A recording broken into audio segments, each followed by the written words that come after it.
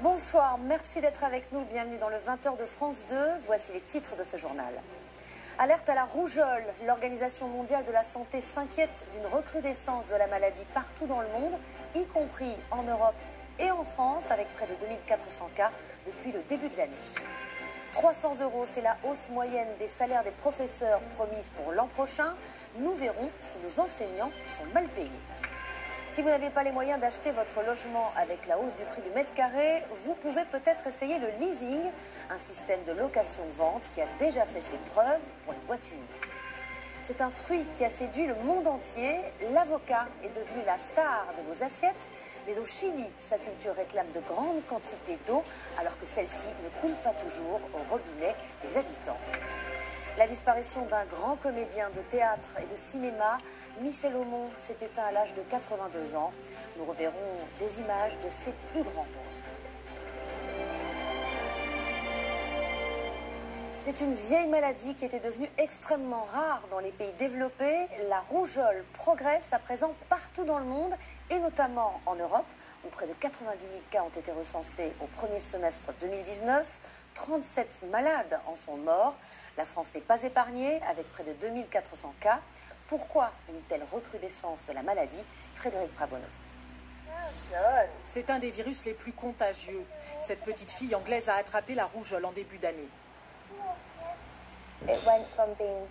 On a d'abord eu peur qu'elle perde la vue, l'ouïe, qu'elle ait des dommages au cerveau. Et puis on a vraiment eu peur de la perdre. La rougeole flambe de nouveau en Europe. Au premier semestre 2019, presque 90 000 cas recensés, plus de 2 fois plus que l'an dernier sur la même période. Et pour la première fois, 4 pays qui avaient éliminé la rougeole la voient revenir: la Grèce, l'Albanie, la République tchèque et le Royaume-Uni. Quand elle arrive, elle se répand très rapidement. C'est la maladie la plus contagieuse. Et donc, quand elle arrive dans une école, ça flambe.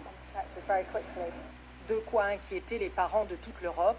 Ici, en Allemagne, le virus continue de circuler. Je crois que c'est une menace pour les enfants et les enseignants. C'est un sujet grave et c'est dangereux. La France fait partie des mauvais élèves européens. Le virus de la rougeole reste présent. La vaccination reste loin des 95% de couverture nécessaires pour l'éradiquer. Avec nous, le docteur Damien Mascret. Bonsoir Damien. La situation en France est-elle inquiétante? Oui, parce que la France est dans une situation endémique. Ça veut dire que depuis une dizaine d'années, le virus circule en France. Santé publique France estime même que 1 million de jeunes adultes âgés de 18 à 32 ans ne sont pas protégés aujourd'hui contre la rougeole.